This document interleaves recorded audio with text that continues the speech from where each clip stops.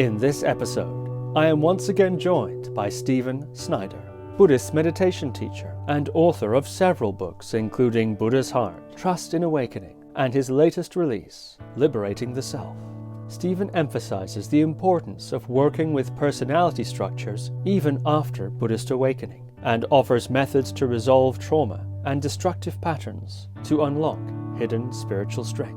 Stephen warns about the dangers of achieving enlightenment without dealing with one's personality patterns, reflects on the inner experience of enlightened Zen masters who behaved badly, and gives his advice for teachers and practitioners who think they no longer need to practice. Stephen also reports a high success rate of awakening and other mystical experiences among his students, shares his approach to retreats and one-on-one teaching, and describes advanced Theravada meditation techniques such as kasina and skeleton meditation. So without further ado, Stephen Snyder. Stephen Snyder, welcome back to the podcast. Thank you. Great to be here with you. I'm so pleased to be talking with you again, and may I start by congratulating you on the publication of your latest book, Liberating the Self, March 2025. Congratulations. Thank you. Thank you. I appreciate that. I'd actually like to get into liberating the self and its content and the process of putting it together and so on. But first of all, we were discussing, just before we began recording, some interesting new developments in your own activities. A retreat in October that had some quite special outcomes, and as well as a new podcast series that you're launching quite soon. So I wonder if we might talk about those two things, perhaps starting with the retreat. Sure. The retreat you're referencing, I did a 3-week awakening retreat last October, and rented a large house, had about 16 students come to that. And it really worked well. I've been trying to put together a multi-week retreat for a number of years, and things are finally moving in that direction as I'm exclusively self-organizing retreats now. And the impact and effect was just beyond imagination. We had about 90% of the people on the retreat have either a no self experience, unity experience, a Zen Kensho experience, awakening experience, or a Theravadan cessation awakening experience. And some people had more than one of those. So it was beyond my expectation or even hope. But what it did tell me was that what we're doing in presenting this is working. And that's really the main message of it, or the main conclusion I'm reaching from that retreat. What do you think is the secret sauce then? Because this sort of array of various important insight experiences is not, I would say, is that common on retreats? I don't think so. No, I would think the numbers would be at best flipped. I would say 10% or less would have these experiences on an average retreat of this type. So what's going on? What's the secret sauce, or the format, or the teaching, or what is it? Well, I think it's a combination of things. I think one thing is I structure the retreats in a way that within a couple of days, we go to open sitting, where I join the group in the morning for an hour, the afternoon for an hour, and I give one Dharma talk. And the meditations I attend, I do the guided meditations that I've become known for. And really, I think it's the guided meditations and it's the transmission that's happening, the absolute really manifesting in the group in a way that it's things are happening. I think the other quality, I encourage people to really work on their trust in the teacher, in me, in the teaching, and in themselves. Because I've seen the correlation, the higher level of trust the student has, the more likely there's a ripeness that's on the horizon. And, the flip side of that is that there are so those are some things that you're emphasizing, but are there things you're not doing? When you look back at your career of attending retreats as a yogi, rather than as the teacher, perhaps even as a teacher, are there things that are commonly done that you counterintuitively don't do? I think the more strict schedule that I grew up with in the Zen tradition of basically sitting 40-minute periods, walking 20 minutes, sitting 40 minutes, and we would just do it all day from 4 in the morning till 10 at night with a few breaks. And I think it was good for me as a young man to practice in this rigorous way, but I don't think it's actually very supportive for people. And again, I'm not criticizing anybody else's approach, just I found for my teaching, there needs to be more fluidity. And also, I want people to find their own biorhythm for the retreat. If, for example, you're somebody who sits beautifully at midnight, I want you to be able to do that. If 4 a.m. is your sweet spot, I want you to be able to do that. And then if you need to rest during another period of time, go for a walk or take a nap during an afternoon sitting, then so be it. And I treat people as adults. You're the one that has to figure out your schedule that's best for you. And you know that if you go without meditating for too long, you're going to blow off a lot of the meditative concentration. But that's your election. So I'm not hard and fast with rules in that way. Uh, and because I'm also very experimental, meaning I try to bring in different elements from the Theravadan or Zen tradition. And like the schedule is really more of a Theravadan schedule, the way that I do it, rather than as a Zen schedule. But people have taken to it so well. And I think also I emphasize the heart practices. So we're constantly referencing, contacting, touching into the different Brahma Viharas, compassion or equanimity, for example, to really meet what's going on in our meditation. So I think the combination of those, the heart, the more relaxed schedule, which ironically most people end up taking and have a very rigorous retreat, but at their own initiative. I'm not making them do it. And I think when we elect to do it, it's different than if I'm telling you you need to do it this way. I wonder if you've noticed any selection bias, is that the right way of putting it, in the people that are attending your retreat? Are they at a certain stage in their practice, or is it quite diverse in that sense? And is there someone for whom this would be an ideal kind of context? Would you take a raw beginner, for example? That's a great question. I do have a minimum requirement on my retreats that they've done at least one prior residential retreat. I just want to make sure that they know about the silence and how food works and all the different aspects of retreat. Typically, the folks I get are at least, we'd say, intermediate meditators. They've been meditating at least for a few years. Of the group I had, most of them are fairly active with me. They are on participate in online groups that I have. They've done other retreats, so they're used to my style of teaching. Those people I saw really hit the ground running and were very deep within 2 or 3 days of the retreat starting.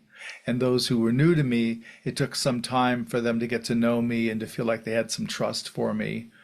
And the beginners typically aren't that attracted to the retreats I'm doing.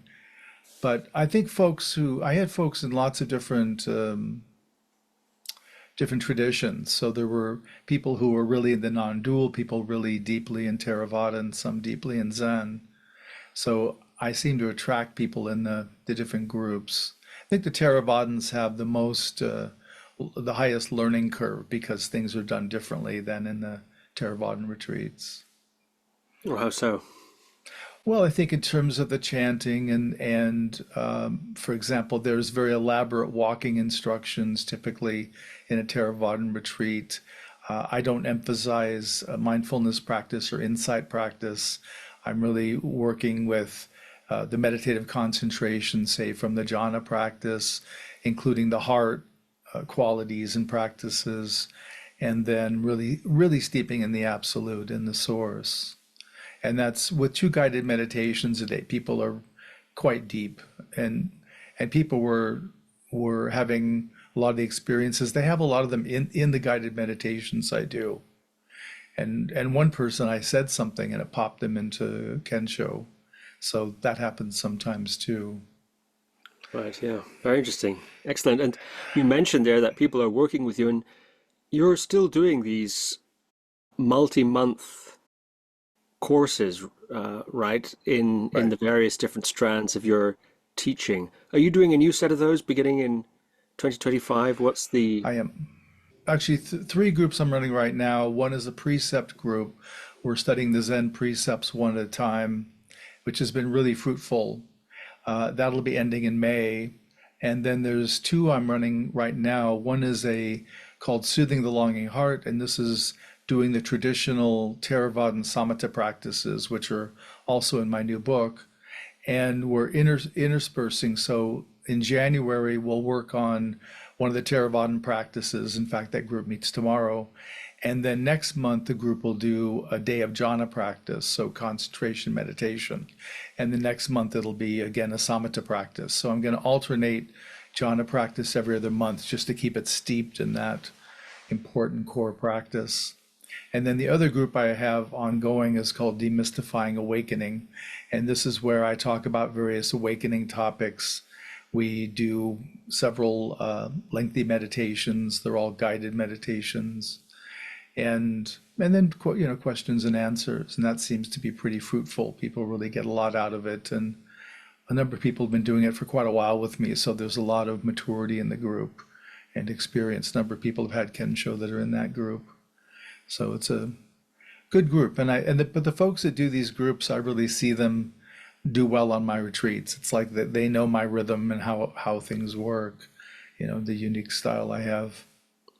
So the ideal pathway then is through one of these groups into a retreat. That seems to be the highest, if we could be so crass, hit rate.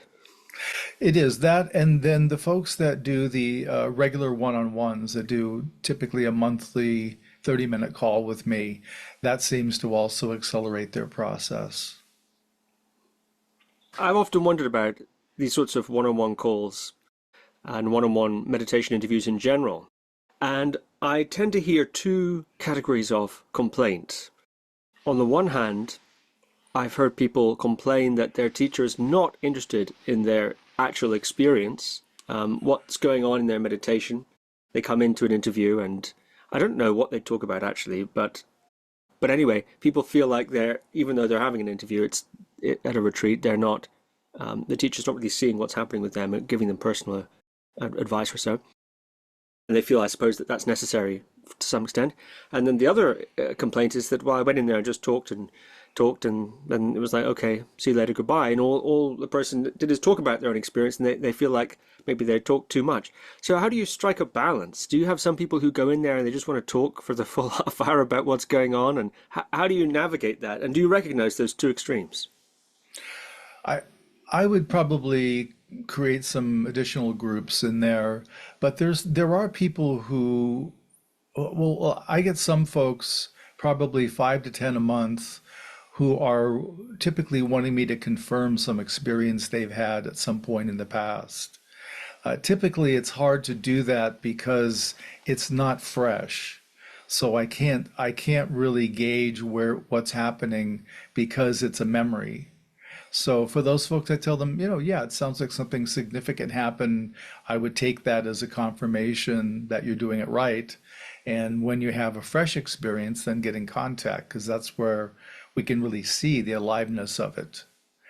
And I have some folks who do call and will just do sort of stream of consciousness, this is my life kind of sharing. And that's where they are. They need to do that for now. I listen. I don't offer a lot of suggestion. I try to find a practice thread I can pick up. So that's sort of those folks. And other folks I have we are talking about their meditation on retreat. That's the main thing I want to know about when they come in for interview. And on my retreats, I do interview with everybody every day, and that makes a huge difference in the retreat, I feel. But folks talk about their practice and we work with it. If there's been some experience, they'll talk about that and I'll do some probing questions. And then I've got folks who are doing formal koan study who'll be presenting on koans, and so we're working that material. So it's sort of a range of where people are, but I don't have too many people that just call and want to shoot the breeze with me, as we say. And what about this new podcast series then you're launching? Yeah, we're doing this series. I'm calling it Anatomy of Awakening, and I've invited roughly 10 to 15 other teachers to be interviewed by me, and on some occasions, my teacher, Sandra Roshi, will join in the interviewing. And it's really just to hear from these teachers about how they're approaching the territory of awakening, what teachings they're offering, what practices, how they recognize awakening, how do they support it, problems they see. If there is lineage involvement, how does their lineage or tradition view it? Are they in conformity with the lineage, or are they doing something different? So it's a non-dual teachers, some Zen teachers, Theravadan and Tibetan teachers. I'm trying to get a real cross section and a couple of folks who can comment on the sort of brain activity or the brain involvement of awakening. So I'm trying to get a sort of a smattering, but I just thought to collect a lot of these teachers' perspectives and views and experiences in one series. And then the plan is to put them together and offer it as a package for purchase. People can buy the entire series. And I think it'd be very interesting. I'm interested to hear what they have to say and to see how it is similar and dissimilar to what I'm doing. Will a book emerge from that too, do you think? Hard to say. I have started my next book, and we'll sort of see where it goes. Well, speaking of books, Liberating the Self, your latest offering. And this book is very interesting indeed. I wonder if you might give a sense of how this book fits into the sweep of the rest of your publications. You've been quite prolific, actually, writing books, each with a different theme and very often forming a kind of network of books that link to each other. So I wonder if you might say a little bit about Liberating the Self and what it's about and how it relates to the rest of your output. Right.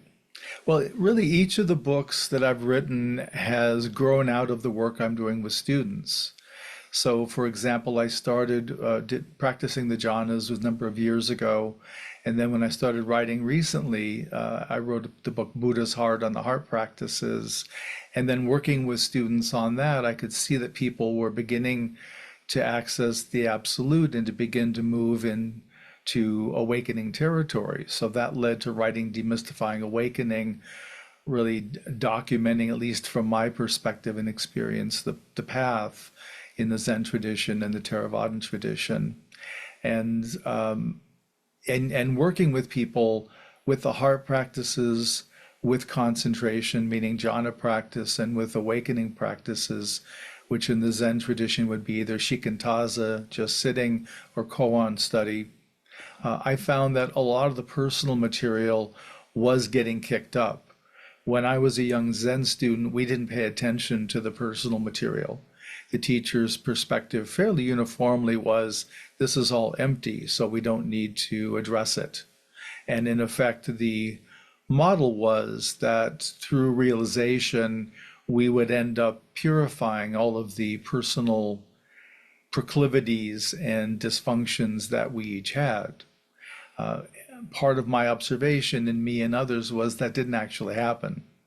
So I began working with this, and then began working with students on it, seeing themes. And so that led to using whatever people were working with, say anger, to help them stay with that. And that would often open up into a quality of the absolute that was what the anger was mimicking.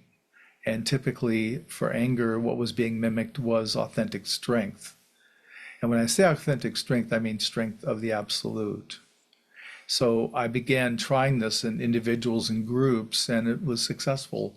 Not that people are completely over ever getting angry, but they're starting to recognize that sometimes when there's a trigger where anger would be a response, the quality of the absolute begins to appear naturally. So that's how it grew out of this. And then also I include part of the book is the presenting the Theravadan samatha practices, the gradual no self practices, because those have a lot of richness, and of course they've got over 2,500 years of experience, and we can see the efficacy of it. So I wanted to introduce those as well, and that's what that one group I'm doing with. We have a day long a month, and then some practices there.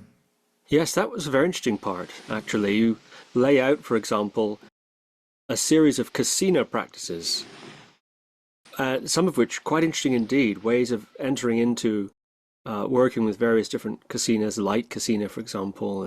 And you write here in the intro, no first awakening experience completely transforms our belief in our sense of self.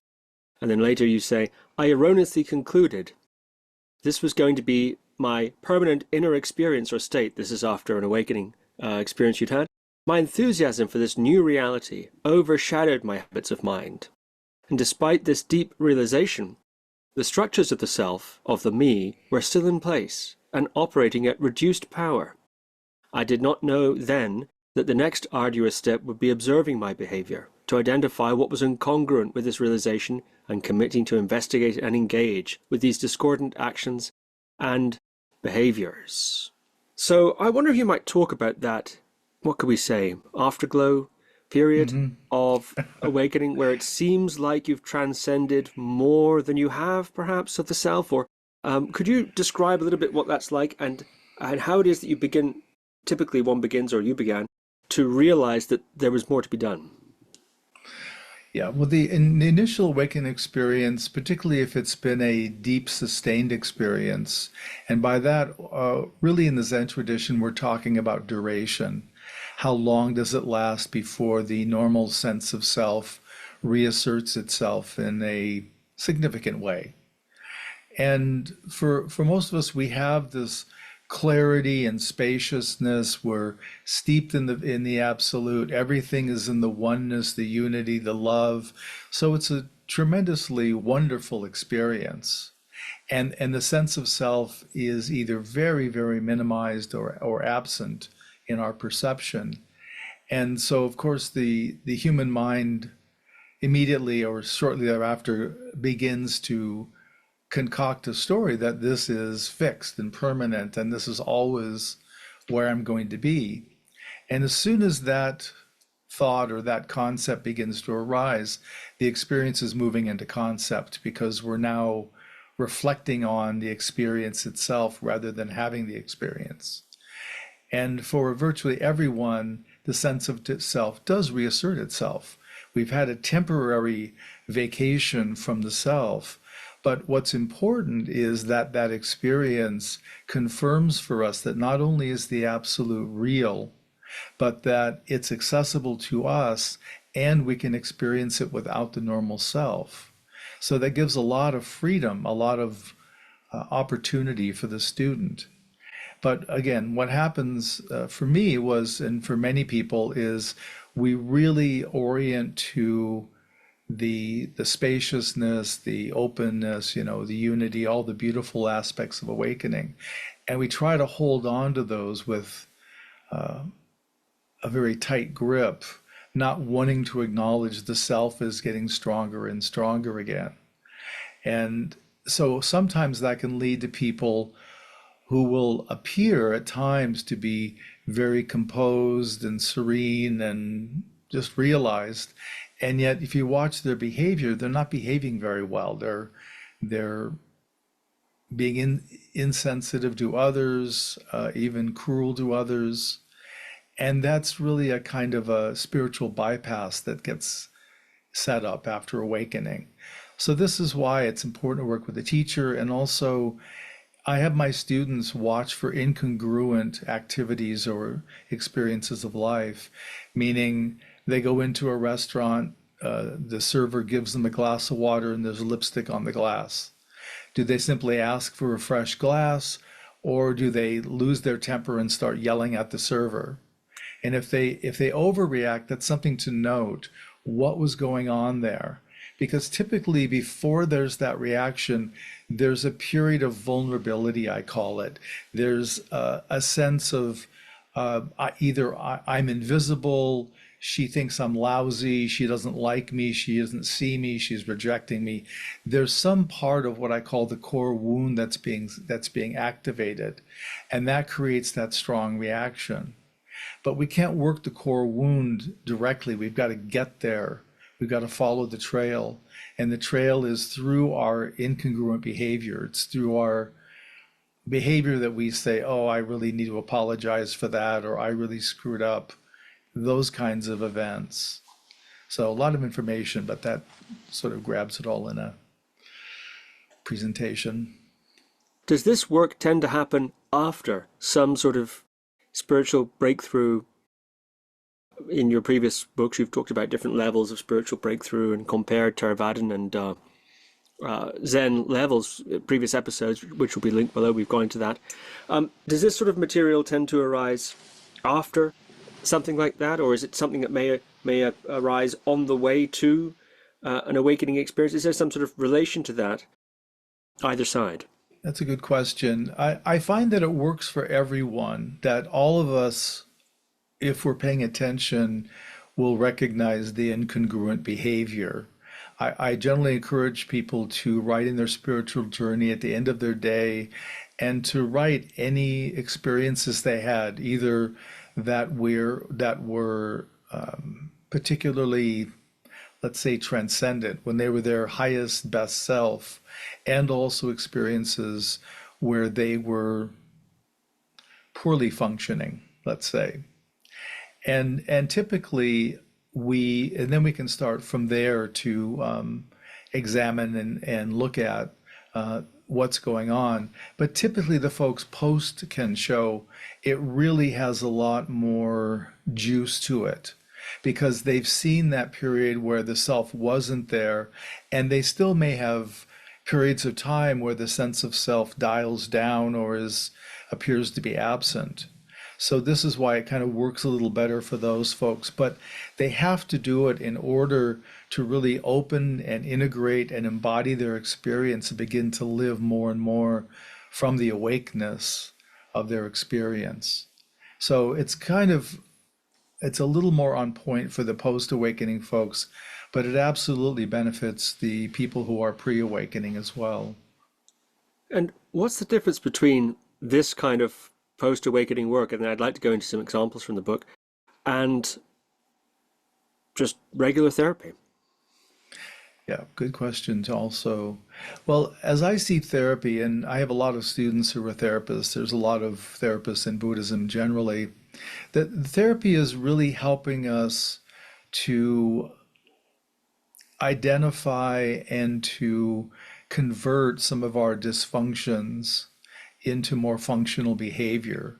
So in effect, it's a identifying and a refining of the personality and the egoic structures, which I think is an important thing to do. I've certainly done therapy, as have many of my students.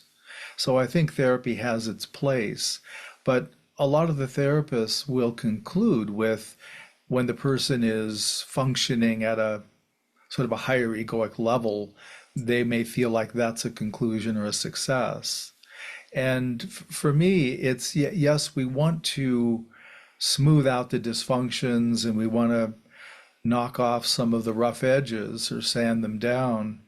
But it's really about how are we getting more and more attuned to the absolute. And that's really what the main benefit that I see in this practice, in working with our dysfunctions, really affects. Okay, that's interesting. So in the book, you list a lot of examples, categories, if you want, of what you call challenging emotions and outdated personality patterns. And for each of those, you give a description of them, and then some various explanations as to how that interferes with certain kinds of spiritual qualities, or is a distortion of certain kinds of spiritual qualities. For example, peace, you mentioned already, strength, compassion, that sort of thing. And you write very, I think, clearly and evocatively, because as I was reading through each of these examples, I realized I could relate to all of them. And I thought, oh no, you know, I didn't think I was enlightened or anything, but I didn't realize I was that unenlightened. But now I know, never mind. But then also you did something quite interesting, which relates to what I've just said, which is then you go and describe your experiences with each of these, Mhm. actually. And you share student experiences, but for each one, you disclose some way in which you've had to work with each of these. And I was quite surprised and perhaps relieved to find you also had a rather comprehensive stock of experience with all these negative things. I mean, this is the sort of thing one imagines, well, I have a little bit of this, or I've got a lot of that. But is it normal to have all of them in that sense, or to be able to relate to all of them? And if so, why is that?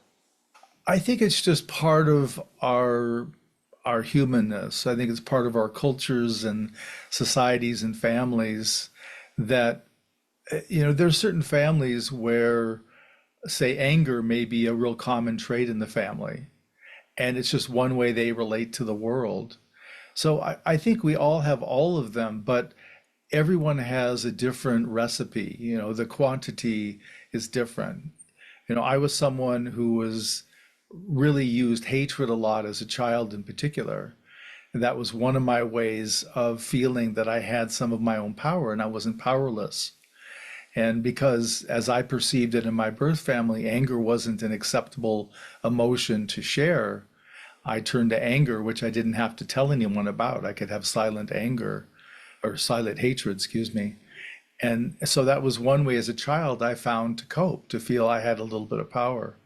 But all these patterns are still in place. So we have to address them specifically. Again, some of them do benefit from spiritual practice.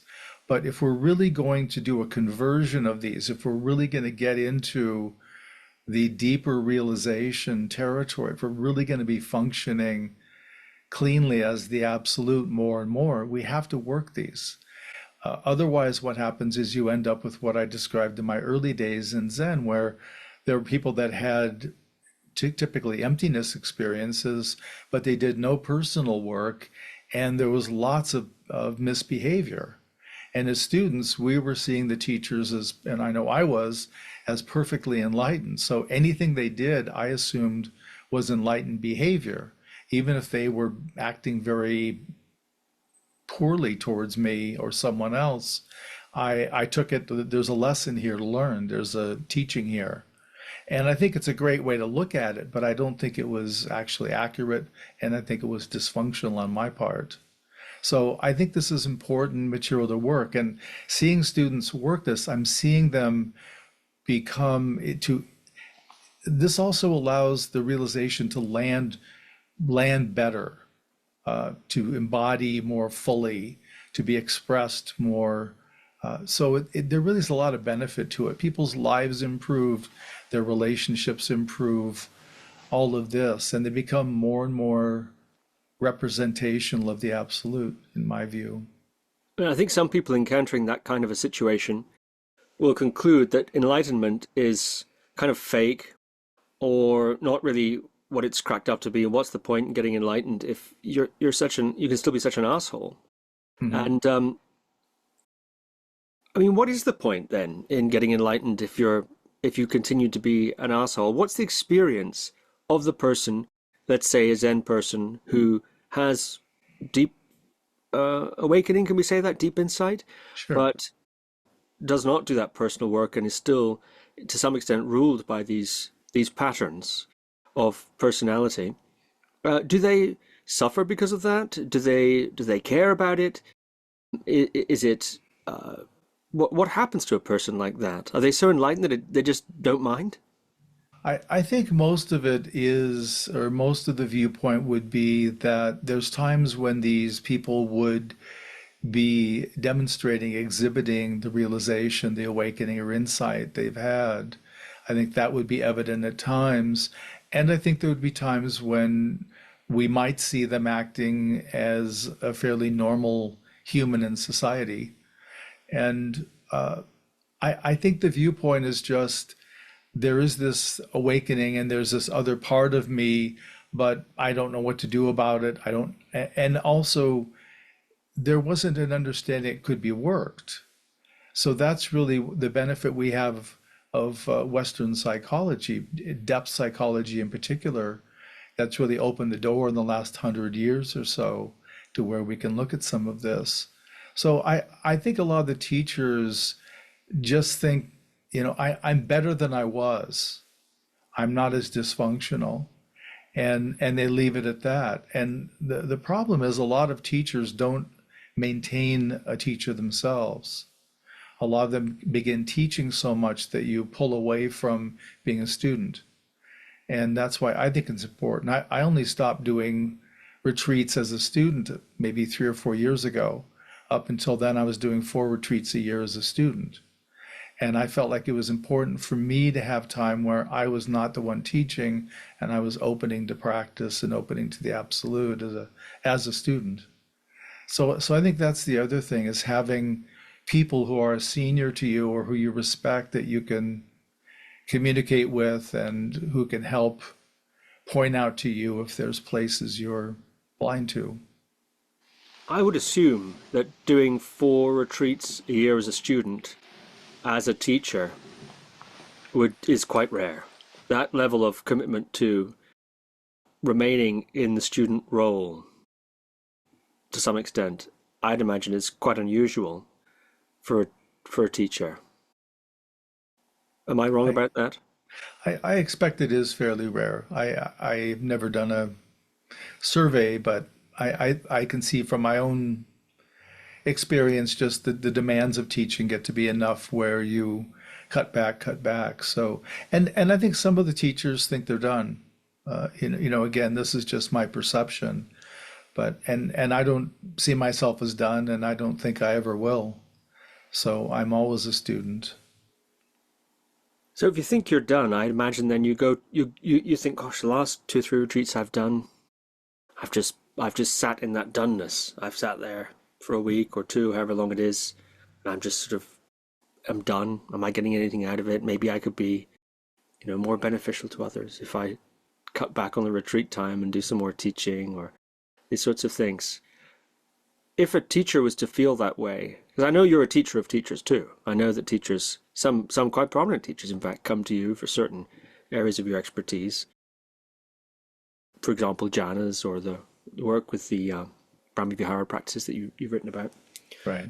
What would you say to a teacher like that who feels that they're done and they feel that they can do as many retreats as their retreats practice is not really doing much for them, and is it a bit of a waste of time? hmm Well, I would probably start by asking them about their personal life, particularly their family. How are your relationships there? I had a retreat once where I often do a forgiveness practice at the end of my retreats, because so much material gets kicked up on retreat, it's really beneficial. And I had one man raise his hand and say, I can't think of anything that I've ever done that would need to be forgiven. And I was surprised. And so I said, really, there's not anything in your life that you can remember that wasn't done perfectly skillfully? No, no. And I said, okay. I said, are you partnered? Oh, yes, I'm married. I said, does your spouse think you don't do anything wrong? I haven't made any mistakes? And they said, no. And I said, well, start from their perspective then. So, we all have this, so we can easily do it. When you're in the privacy of your home with your family, are there times when you're not enlightened teacher? And not that we should try to be enlightened teacher, but if you're going home yelling at your spouse or getting into a big fight about something, there may be some issues to look at. So it's really that. And the other thing is just working with people. A lot of it is orienting people somatically. I'm not a somatic anything, but it's just a matter of when you're dealing with something, where is it in your body? Because part of my learning was that when I had something, say fear, I presumed it was my entire body was in fear, my entire self was in fear. And yet when I go to feel into it or locate it, I might find it, well, it's in my heart and it's in my leg. That's it. And that led to my practice I call what else is here. Once you quantify and locate that, you look at the rest of the body to say, well, what else is here? And interesting, often there'll be a another quality that's an antidote for the one. Like there might be a sense of peace. Well, the peace meeting the fear is going to make a difference. So that's when I just hold them together, and I don't do anything more. I just hold both, and they end up interacting in a way that's beneficial, usually. I suppose it is rather easy, isn't it, to get stuck in a good place and to coast on the fumes of previous effort. Right. And typically what we do is we then shift to the concept of the experience, the memory of the experience, and we hold that to the forefront. That's the lens we look through of, look at the world should look at me through this. And that already again has moved out of the direct experience into the idea, the concept, the memory of it. So that's one of the things in the Zen traditions, one of we call the Zen sicknesses, is the conceptual attachment to the experience. And how would one spot or begin to suspect that one had done that? It can take a while because we can be pretty convincing to ourselves. And also, if you're a teacher, if you have students who are looking up to you and praising you, if you really take that on egoically, then that can create a problem too. That supports that I'm super special and I'm better than everyone else viewpoint. So this is where, to me, remaining a student really invites the humility that I don't know everything. And I tell people, my students all the time, there is no finish line in terms of realization or personal work. There's always going to be things coming up. Even in Demystifying Awakening, I talk about the highest realization, the Daigotete, where the sense of self drops, where there isn't new personality material being created, but there's still a lot of karmic memories of bad behavior that percolate up when you stole a pack of gum from the store, or you punch some other kid in class, or whatever. These things kick up in a way that needs some work, some digestion, some recognition. So that's why I say it's a never-ending journey, and I'm grateful for that, because to me, if there's a finish line, I'm one of those people that want to race as fast as I can to cross it. And if there's no finish line, I'm quite content to be right here. So that lets me stay in the moment more comfortably by not having understanding there is no finish line. Could the near enemy of that contentment be complacency? Right. Or is that what you're driving at? Yeah, I think it's exactly what we're talking about, is there is a complacency that sets in, this is good enough. And it may be. Right. I mean, I have students who have had several realizations and they're working some very challenging personal material. And I remind them, you don't have to work this. This is optional. If you don't want to work it, don't work it. You don't have to. You got some great insight. You can have a very comfortable life in that regard. But you got to do what you're called to do. Very interesting. I wonder if we might turn to some of the specific examples in the book. In the interest of time, of course, we can't cover all of them, but I'll list some of these challenging emotions and outdated personality patterns. You have here hatred, a distortion of authentic peace and power. Anger, a distortion of unconditioned strength. Weakness and insecurity, a distortion of unconditioned support. Envy and jealousy, a distortion of empathetic joy, mudita. Guilt, a distortion of loving kindness. Cruelty, a distortion of compassion. The list goes on. Those are some of the main ones. And there's something in the hatred section which, I mentioned, it's like you're reading my horoscope here. You have common resistances to peace. Common resistances to peace. Compulsion to control life. Identification with activity. Anxiety about surrender. And in relationship to that, you talk about proactive and receptive effort. I wonder if you might unpack a little bit this idea of a resistance to peace. Why on earth would someone be resistant to peace, and how does that relate to this larger scheme that you're putting forward? Yeah, interestingly, the peace is one of the really important qualities or functions of the absolute. And because when we move into peace, we're having to let go of a lot of the markers of me, a lot of the ways we identify ourselves, uh, our family, society, culture, whatever ways that we can identify are all invited to be released. And there's really a kind of an inner question of who am I if I'm not this self? Because this is what I'm accustomed to. So then it's like, well, and I find it ironic, the fear people have of letting go into peace is the same kind of fear people have letting go into realization or awakening. And there's just this fear that I'm not going to be able to be functional in life. The only reason I'm functional is because I've got anxiety and compulsion. That's what keeps my life successful. So the minute I stop those, I'm going to not be effective in my life, which means I'm not going to be able to earn money. I'm not going to be able to maintain relationships. I probably will be what we call a couch potato, and then I'll end up homeless and insane. That's usually I guarantee I've heard this at least hundreds of times. This is my fear. So this is the kind of downside people are holding if I move into this. So it is a moving into peace means we must voluntarily let go of control. We must not have things our way. And part of the risk is when we let go of these different qualities that are holding us back from peace, is we don't know if we can pick those back up afterwards. And that becomes its own anxiety. I don't want to be this controlling person in my life, and yet that's the way I see success, and it's who I am. So what if I come back from peace, or what if peace ends and I can't find this again? This is the way I'm successful.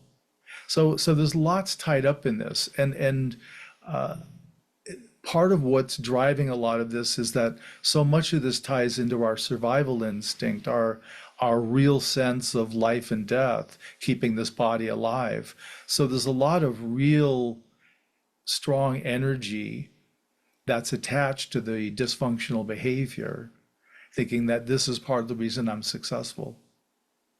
What if it is an essential part of the, for example, one thinks of a Jenga, that Jenga tower, and I can take this piece out, okay, that's okay. I can take this piece out, okay, that's okay. But what if you take a piece out and the whole thing collapses? Right. That's the fear. Is I am going to find that piece. The whole thing is going to collapse. It's not, people are worried it's not going to happen. Then when they get close, it's like, oh no, I'm getting what I want. So yeah, this is very can be very destabilizing. And also this is why my perspective is not everybody has to do this to a super deep degree. People can have a good meditation practice. They can contact the absolute. They can practice the Brahma Viharas and have a better functional life, better relationships. If that's all you want out of life, then great. Perfect. You're there. If you're somebody who's that flame of realization, the flame of awakening is lit, you don't have many choices. I was once at a dinner party with about 20 other teachers, and food was served and conversation quieted, and we had been sort of joking about all the different difficult things one works with along the path.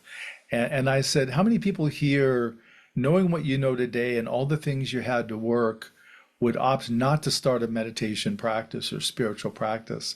And everybody raised their hand, of course, jokingly. And but it is there's a lot you work that you just really hoped you could somehow get around without touching into. And unfortunately, you can't. You have to go through all of the structures of me.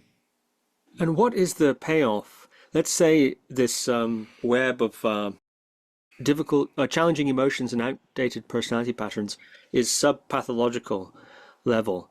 It doesn't hasn't breached the threshold yet of a pathology that's whatever, just sufficient to make one sort of really look in the mirror. What is the payoff? Why, other than this flame of awakening, whatever that might be, a sort of yearning to keep going because it's there, climb the mountain because it's there, or something along those lines. Hmm. What is the payoff for the individual? Why not just get to a good place and sort of use meditation as a, what would be the word, sort of palliative, Sure. of, Yeah, well, to it's get like you going to through? the gym or anything else. It's a beneficial exercise or experience to do. It helps us. And again, I think that's perfectly fine. If people want to do that, if that's what they're drawn to, then wonderful. It's a great way to do it. I think everybody's life would be better if they meditated every day, but not everybody is going to be on the deep path. It just karmically doesn't work that way. But those that are, this is an avenue for pursuing this. And I really stress with students, we have to work the low-hanging fruit. We work what's ripe. So, and typically, if you're observing your life, for example, if you simply recorded down for a week every discordant interaction you had, anything that felt like this wasn't the smoothest, best connection, you would begin to see patterns. You would see, you know what, everybody there is asking me the same thing, or they're raising the same issue, or they're behaving in the same way. And so that's what starts telling us what we're ready to work, because we're seeing it show up in our life more and more. So really, if we just simply observe our life, and this is what I think that Dogen mentioned, he talked about the Genjo Koan, the koan of everyday life. This to me is that. It's just watching to see where we're having friction points, and that's telling us what's ready to be worked. And in terms of the payoff, from my understanding of what you've written, presumably working with these challenging emotions, outdated personality patterns, you describe them as a distortion of some sort of a positive thing. Presumably, that positive thing gets undistorted and becomes available. So, for Right, example, if you work with anger, presumably you unlock some kind of special strength. Or if you work with weakness and insecurity, presumably you unlock some sense of maybe even manifestation of unconditioned support, right. etc. Envy and jealousy gives way to empathetic joy, guilt to loving kindness, cruelty to compassion, etc. I wonder if you might, if I've read you correctly in the book here, I wonder if you might talk a little bit about that process of unlocking these positive traits. Right. As I mentioned, I've experimented working with folks individually and in groups where I guide them through this. Like we'll start with hatred, and I'll have everybody recall a time when they really were feeling hatred. And often as a child, because with a child there's less guilt. As an adult, we have a lot of guilt and shame around it, superego pronouncements. But remembering that and then really being with that hatred, what it felt like, and that you wanted to just destroy something, that kind of energy, and then feeling that and feeling in the body that, and then moving into staying with that. But as we stay with it and we open to the fullness of our experience, then we're going to find other qualities of the absolute here. And often that would open up to, the hatred would open up to the qualities of peace and stillness in particular.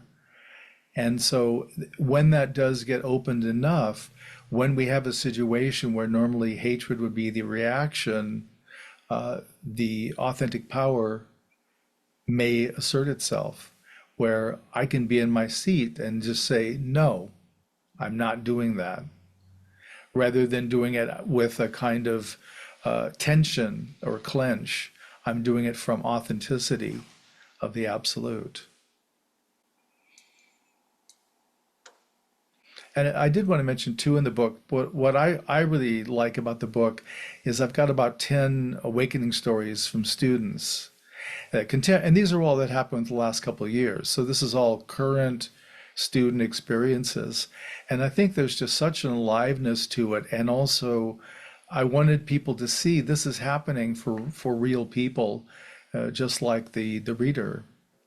So I think that's something else that's interesting and unique in this book. Yeah, very interesting indeed. I wonder then, as we perhaps bring this close to an end, this discussion here, is there anything else in the book you'd like to mention or touch on? We've really just skimmed some of its content. We haven't really touched that whole second section where you list various meditation techniques. It's very interesting indeed. This kasina, well, perhaps, could you mention perhaps something about that? Something that struck me, the kasina array. People have heard, I think, of fire kasina. That's become quite popularized by people like Daniel Okay. Ingram, has popularized that online. But you've got a whole host of casinas here. Could you say something about that casina system and the way you've laid it out? Yeah, the kasinas are part of the traditional Theravadan path, the samatha path, and they're usually done after one has a good deal of stability with with a jhana meditation. So breath awareness typically is what we use. And when the concentration gets deep enough, then we can work with these kasinas, which are mind-made meditative objects. For example, you mentioned light. And normally we start with earth kasina. It's the most base and also grounded. But most of what the kasinas relate to the world around us, the four elements, earth, water, fire, and air, and also all of the colors or colors that are in our body. So there's a way that we're connecting to that. In the early days, the monks were taught, the monastics were taught to find the colors of the kasinas in their body. So like there's one they call Nila, which is a sort of black blue.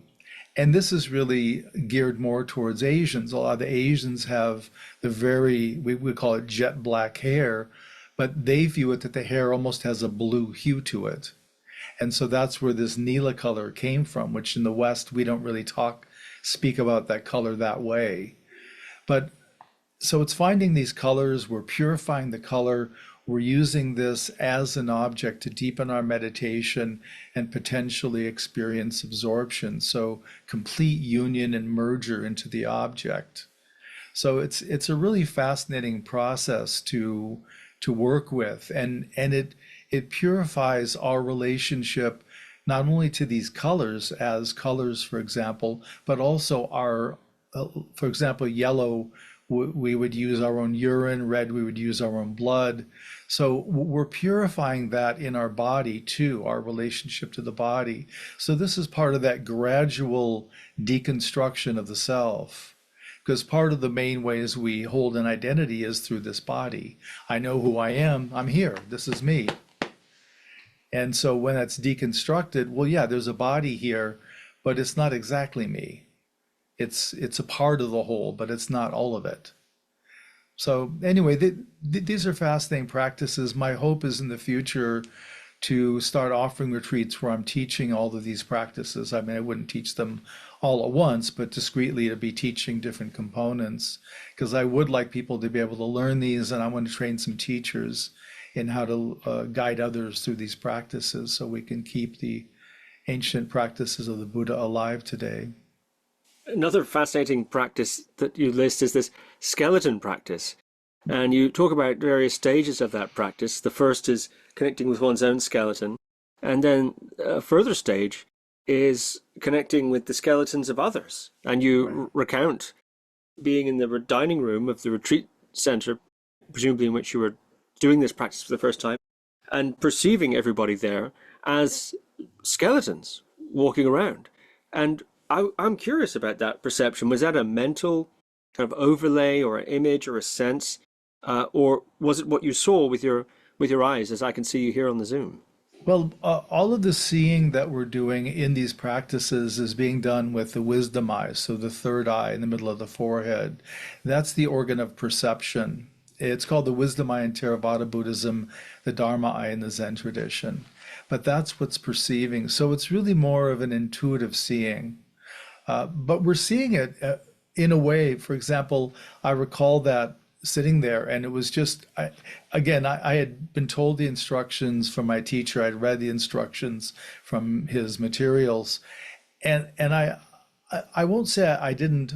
I believed him in that he thought this was a possibility. I didn't really know whether it was possible for me or not. So I was open to it, but I was skeptical, I'll say that. And I'm just meditating, and then he said, okay, I want you to, in the dining room, look at these other people. And I looked, and I was sitting in a room full of skeletons. And the interesting thing was, there was one person I knew who I saw some kind of an issue with the skeleton, like there was a crack or a line in their one of their leg bones. I don't remember the name of the leg bones. And which I found curious, which is part of the personal look too. You can see discoloration and various other things. And after the retreat, I went up to them and I said, did you ever have an injury to this part of your thigh, right above the knee here? And they looked at me quite shocked, said, yes, I broke my leg when I was, this age and this circumstances. Exactly there. So that was really quite startling, was to see a break in their skeleton and be able to confirm that with them. So that at least gave me some sense that maybe there is some accurate perception in this. Again, whether I'm really seeing all the skeletons or it's a meditative effect, it's hard to say, but it's hard to deny that there was something that was picked up on in somebody else's body that was real. Well, Liberating the Self, released March 2025, so by the time this comes out, it'll be hot off the press. Yes. Very fascinating book. I thoroughly enjoyed it and highly recommend it. Stephen Snyder, thank you very much. Thank you very much. Nice being with you. Thank you for listening to another Guru Viking podcast.